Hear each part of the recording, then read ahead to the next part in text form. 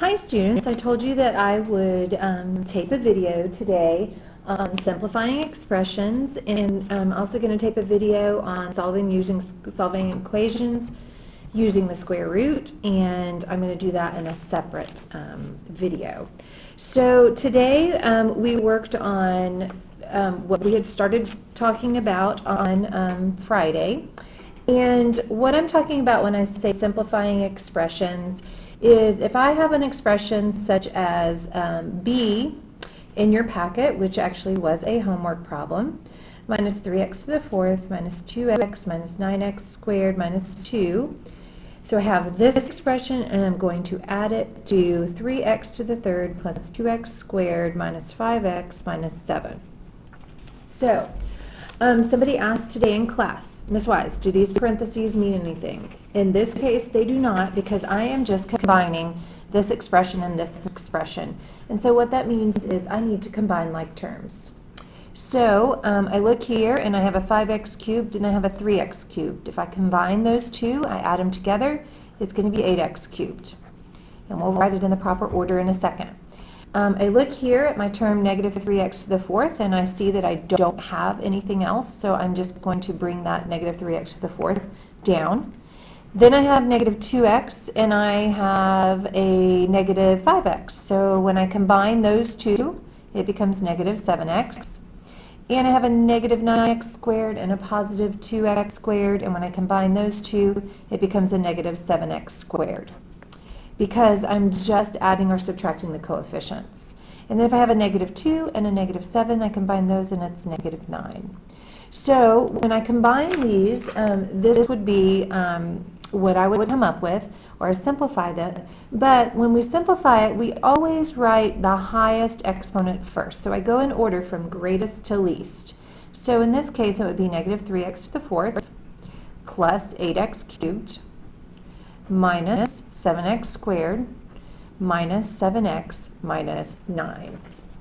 So that's an example of how I would combine like terms if I'm adding them, or I would simplify an expression if I'm adding them.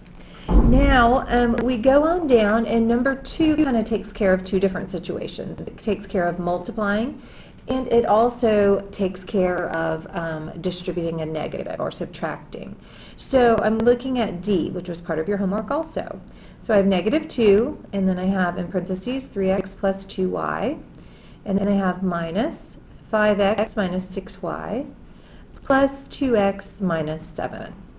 So before I can combine like terms, I need to actually multiply, because I am just simplifying, so I am doing the order of operations, so I'm going to multiply before I add. So here I'm going to distribute the negative 2 to the times 3x, so that's negative 6x, and negative 2 times 2y is negative 4y. Here I'm going to distribute a negative 1 to each of the terms inside the parentheses. So I have negative 1 times 5x would be negative 5x, and negative 1 times negative 6y, which would be plus 6y. And then I have plus 2x minus 7. So at this point, then I can combine like terms. I have a negative 6x here, a negative 5x, so that's negative 11x, and then I can add 2x to it, so that would be negative 9x. You can use your calculator to add and subtract the coefficients, whatever you want to do. Here I have a negative 4y and a positive 6y. When I combine those, it's going to be plus 2y. And then I have minus 7. And in this situation where I have two variables that are not the same, I put them in alphabetical order. So I have negative, and they're the same degree. I have negative 9x plus 2y minus 7. And so this is a trinomial of degree 1. Moving on along to do some different problems. There's a problem like H, and we did one of these in class. And 2x minus 5 squared actually means that I'm going to take the term 2x minus 5, or binomial 2x minus 5, and I'm going to multiply it by itself. And so in this case, I'm going to do 2x times 2x, which is 4x squared. I'm going to do outside, which is negative 10x, inside, which is negative 10x, and then my last, which is plus 25. And so when I simplify it, it's going to be 4x squared minus 20x plus 25. So that would be my answer simplified. Moving on along and flipping the page to page 8. Um, J is kind of the same thing as what we did in D, so I'm going to let you do that one on your own.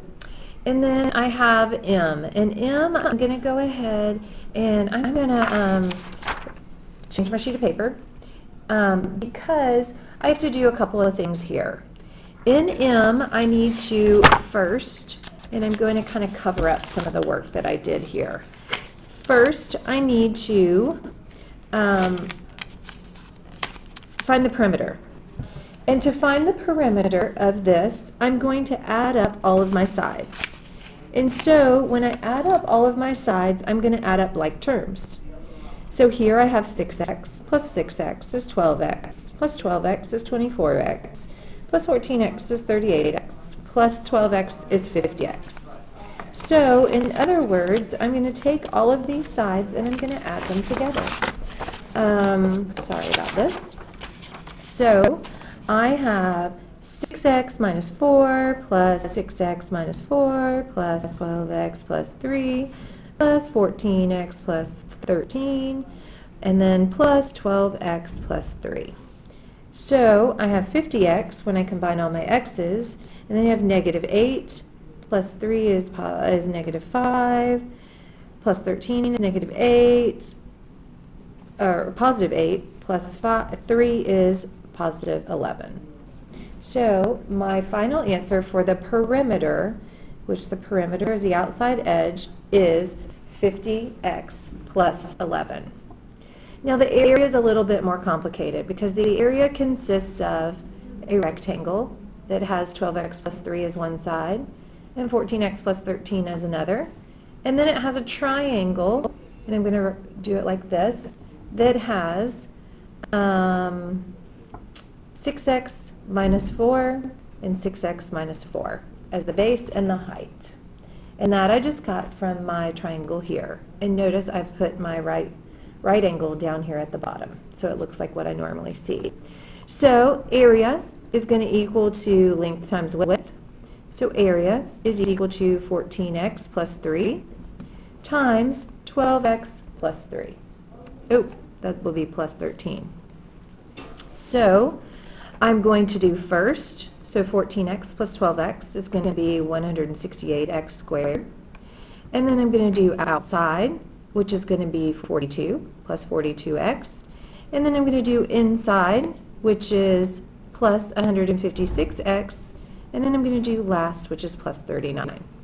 So when I simplify this, I come up with the area of the rectangle is 168x squared plus 198x plus 39. So you can kind of see what you're doing there. Now I know there's a lot of different steps. So that is the area of that rectangle. And when I find the area of the triangle, I can add the two together. So the area, I should not have done that, of the triangle is going to be 6x minus 4 times 6x minus 4, and I'm going to divide it by 2. So I'm going to FOIL the top, which ends up being 36x squared minus 24x plus 16 divided by 2, and area is equal to 36x squared minus 48x plus 16 divided by 2. So the area of my triangle is going to be 18x squared minus 24x plus 8. Oh, and it's not divided by 2. So that's the area of my triangle. So that's the area of this. And now I take the two and I add them together. So I have 168x squared plus 198x plus 39 plus 18x squared minus 24x plus 8. And then I'm going to combine like terms. And my final answer I have written down here is going to end up being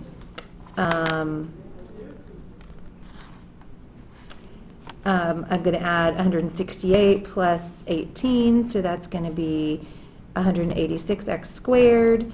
Then I'm going to take these two and subtract them, so that's going to be plus 174x. And then I'm going to add these two together, so that's going to be plus 47. So This would be the area and your final answer of the area of that altogether. Now, looking at 2A, you are just doing what we did in class today, and we are separating it to be 32a to the 5th divided by 8a cubed plus 24a cubed divided by 8a cubed, and then I'm going to divide out each term, and I'm left with 4a squared plus 3. So up here, I need to change this to 186 x squared. Okay, and then looking at my GCF, I'm just factoring out what's common down here, and I have a commonality of a 3, and I have a commonality of an x to the 4th, and when I factor those out, I'm left with 5 plus x in the parentheses. So that kind of deals with simplifying expressions.